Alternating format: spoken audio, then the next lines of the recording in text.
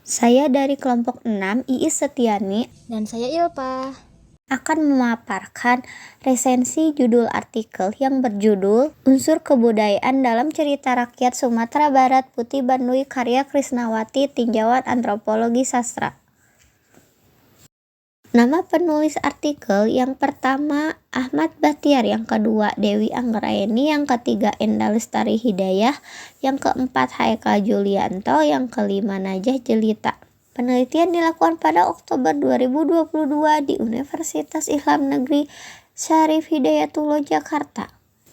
Latar belakang penelitian. Artikel ini berangkat dari keunikan cerita rakyat Indonesia, khususnya cerita rakyat dari Sumatera Barat, yang dianggap penting untuk pelestarian budaya lokal. Cerita rakyat ini seperti Putih Bandui berfungsi tidak hanya sebagai hiburan, tetapi juga media pendidikan moral dan refleksi budaya masyarakat. Penelitian ini menekankan bahwa tradisi lokal seperti cerita rakyat mulai tergerus oleh pengaruh budaya asing, sehingga diperlukan kajian yang menghubungkan sastra dengan antropologi untuk mempertahankan warisan budaya. Metode penelitian. Penelitian menggunakan metode deskriptif kualitatif dengan pendekatan antropologi sastra. Teknik pengumpulan data melibatkan teknik simak, baca, dan catat.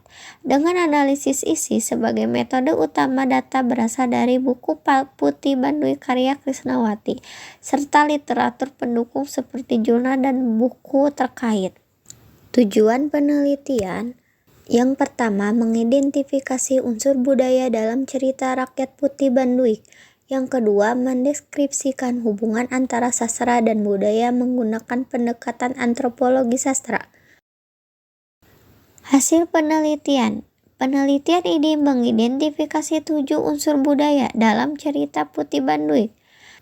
Yang pertama, sistem religi dan upacara keagamaan, seperti doa dan upacara tolak bala. Yang kedua, bahasa daerah, penggunaan bahasa Minangkabau dan pepatah lokal. Yang ketiga, sistem organisasi sosial, aturan adat yang ketat termasuk tata pergaulan. Yang keempat, sistem mata pencaharian, mayoritas masyarakat adalah petani. Yang kelima, sistem teknologi, misalnya penggunaan lumbung padi untuk penyimpanan hasil tani. Yang keenam, sistem pengetahuan, penggunaan peribahasa sebagai pengajaran moral. Yang ketujuh, kesenian, representasi dalam bentuk rumah adat seperti tonggak pada rumah gadang. Kelebihan artikel. Yang pertama, artikel memberikan kontribusi signifikan dalam pelestarian budaya lokal melalui kajian sastra. Yang kedua, pendekatan antropologi sastra yang digunakan efektif untuk menggali nilai budaya dalam karya sastra. Yang ketiga, pemilihan cerita Putih Bandui relevan untuk memahami budaya Minangkabau. Kelemahan artikel. Pertama, artikel kurang mengeksplorasi perbandingan antara cerita rakyat Minangkabau dengan cerita rakyat daerah lain untuk memperkaya wawasan. Yang kedua, tidak ada pembahasan mendalam mengenai bagaimana budaya ini dapat dilestarikan dalam era modern. 1. Menunjukkan relevansi penelitian. Dengan membandingkan penelitian sebelumnya, artikel ini menunjukkan bahwa pendekatan antropologi sastra sudah diterapkan pada berbagai cerita rakyat di Indonesia. Hal ini mempertegas pentingnya kajian serupa pada cerita rakyat Putih Bandui untuk melengkapi literatur yang ada. Kedua, menemukan kesenjangan penelitian. Penelitian terdahulu fokus pada cerita rakyat dari daerah lain seperti Banyuwangi, Sulawesi Selatan, dan Sumatera Selatan. Tetapi belum ada penelitian mendalam yang menggunakan Putih Bandui sebagai objek kajian. Artikel ini mengisi kekosongan tersebut dengan mengkaji cerita rakyat Minangkabau. Ketiga, menguatkan metodologi. Dengan meninjau penelitian terdahulu yang menggunakan metode deskriptif, kualitatif, dan pendekatan antropologi sastra, artikel ini memperkuat validitas pendekatan yang dipilihnya. 4. Memperkaya perspektif. Pembahasan penelitian terdahulu memberikan referensi tentang bagaimana budaya lokal dari berbagai daerah Indonesia telah dikaji, sehingga artikel ini dapat membangun argumen yang lebih komprehensif dalam analisis unsur budaya Putih Banduik. Dengan membahas penelitian terdahulu, artikel ini tidak hanya memperlihatkan kesinambungan akademis, tetapi juga menegaskan kontribusinya dalam memperkaya wawasan mengenai hubungan antara sastra dan budaya lokal. Kesimpulan, artikel ini berhasil mengungkapkan kekayaan budaya dalam cerita rakyat Putih Banduik. Dengan metode yang sistematis, penelitian ini mendukung pelestarian budaya lokal Minangkabau melalui pendekatan sastra. Artikel ini bermanfaat bagi akademisi dan masyarakat yang ingin memahami hubungan antara sastra dan budaya. Di sini saya akan menjelaskan apa kaitan artikel ini dengan unsur-unsur kebudayaan menurut Kuncharaningrat. Secara umum, unsur-unsur kebudayaan yang diidentifikasikan oleh Kuncharaningrat dapat ditemukan dalam budaya Sumatera Barat, sebagaimana dijelaskan dalam artikel tersebut. Hal ini selaras dengan pandangan Kuncharaningrat mengenai 7 unsur kebudayaan universal. Yang pertama, ada sistem religi yang menjadi inti kebudayaan. Kuncharaningrat menjelaskan bahwa religi mencakup kepercayaan, upacara keagamaan, dan nilai-nilai spiritual yang mengikat masyarakat.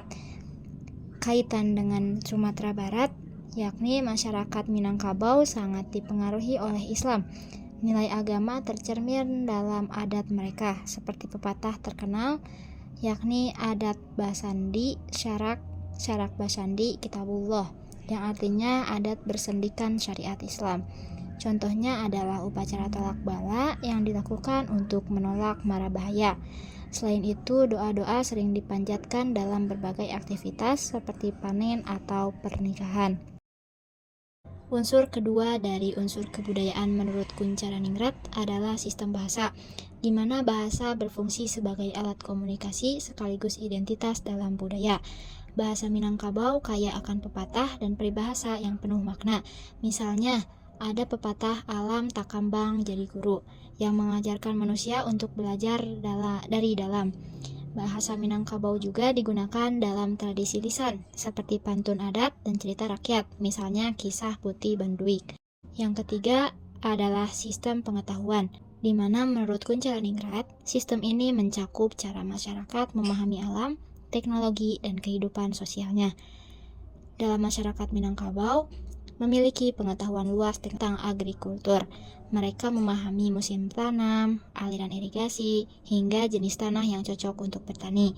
Pengetahuan ini diwariskan secara turun-menurun. Bahkan dalam adat Minangkabau, dikenal konsep musyawarah mufakat sebagai bentuk pengetahuan sosial untuk mencapai keputusan bersama. Unsur keempat dari unsur kebudayaan yakni sistem sosial dan organisasi kemasyarakatan. Menurut Kuncharaningrat, tiap kelompok masyarakat kehidupannya diatur oleh aturan-aturan mengenai berbagai macam kesatuan di lingkungan di mana dia hidup. Penerapan dalam budaya Minangkabau, yakni sistem kekerabatan matrilinear sangat dominan, di mana garis keturunan dihitung dari pihak ibu. Rumah gadang sebagai pusat keluarga dikelola oleh perempuan tertua dalam keluarga. Namun, laki-laki juga memiliki peran penting sebagai penghulu atau pemimpin adat yang disebut datuk.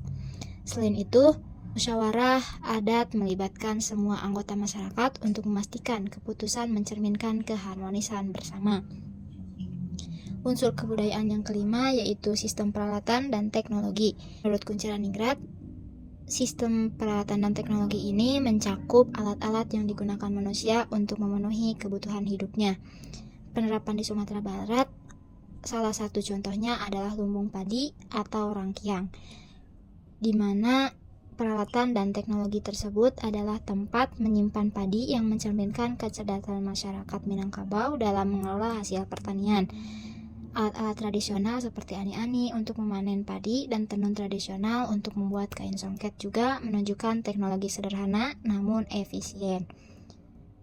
Unsur keenam dari unsur kebudayaan yaitu sistem mata pencaharian, di mana Kuncharaningrat menekankan bahwa setiap masyarakat memiliki cara berbeda untuk memenuhi kebutuhan hidupnya. Di Minangkabau sendiri, mayoritas masyarakat bekerja sebagai petani. Padi adalah komoditas utama, Selain itu, masyarakat juga mengembangkan perdagangan. Hal ini terlihat dari banyaknya perantau Minangkabau yang sukses di bidang perdagangan. Konsep merantau ini bahkan menjadi bagian dari adat, di mana laki-laki Minangkabau sering pergi keluar daerah untuk mencari rezeki, tetapi tetap berpegang pada nilai adatnya. Unsur terakhir adalah unsur sistem kesenian. Dalam budaya Minangkabau, seni tidak hanya tentang estetika, tetapi juga menyampaikan nilai-nilai adat dan agama dalam kesenian tersebut. Misalnya, tari piring yang melambangkan kerjasama dan ketangkasan. Selain itu, seni ukir pada rumah gadang memiliki simbol-simbol filosofis yang menggambarkan hubungan manusia dengan alam. Tak lupa juga dengan seni sastra lisan, seperti pantun dan cerita rakyat, yang menjadi kekayaan budaya di Minangkabau. Kisah seperti Malin Kundang hingga Putri Badiuk mengajarkan nilai moral kepada masyarakat. Mungkin cukup sekian presentasi yang dapat kami sampaikan. Mohon maaf apabila banyak kesalahan dalam penyampaian maupun isi. Sekian, terima kasih. Wassalamualaikum warahmatullahi wabarakatuh.